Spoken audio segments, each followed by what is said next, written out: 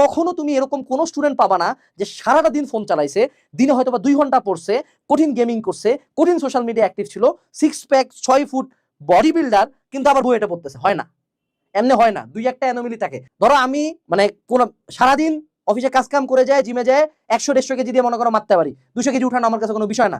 তোমার কি মনে হয় আমার এটা নর্মাল? মানে আর 10টা অফিস গোয়িং মানুষজন যা 200 কেজি উঠাচ্ছে, উত্তর হলো না, তোমাকে স্যাক্রিফাইস করতে হবে, এবং স্যাক্রিফাইসটা সিভিয়ার লেভেলে করতে হবে। অর্থাৎ তুমি কি কি ছাড়তে পারবা? তুমি কি তোমার সোশ্যাল লাইফ ছাড়তে পারবা? তুমি কি তোমার বয়ফ্রেন্ড গার্লফ্রেন্ড বা তোমার পার্টনার ছাড়তে পারবা? তুমি কি তোমার হবি ছাড়তে পারবা? তুমি কি তোমার আড্ডা ছাড়তে পারবা? তুমি কি তোমার ভালো যে ফাস্ট ফুড এটা ছাড়তে পারবা? তুমি কি ঘোরাঘুরি ছাড়তে পারবা? তুমি কি তোমার মোবাইল ফোনটা ছেড়ে দিতে পারবা? তুমি কি তোমার ফ্রেন্ড সার্কেল, ফ্রেন্ডস মানে এখনকার যুক্ত কথা বলে ফ্রেন্ডস, বন্ধু, এত ফ্রেন্ডস ছাড়তে পারবা? তুমি কত কিছু ছাড়তে পারবা। বিশ্বাস করো ভাই, তুমি যদি 3টা ছাড়ো, ওই সাইডে আরেকজন বসে আছে 6টা ছাড়তে পারবে। এমনও মানুষজন আছে দুনিয়াতে, তোমার আশপাশেই আছে, কখনো দেখায় না। ও লাইফে সব ছাড়ে দিবে জাস্ট একটা অ্যাচিভমেন্টের জন্য, সব ছাড়ে দিবে, এভরিথিং, জাস্ট একটা সিটের জন্য, জাস্ট একটা ভালো রেজাল্টের জন্য।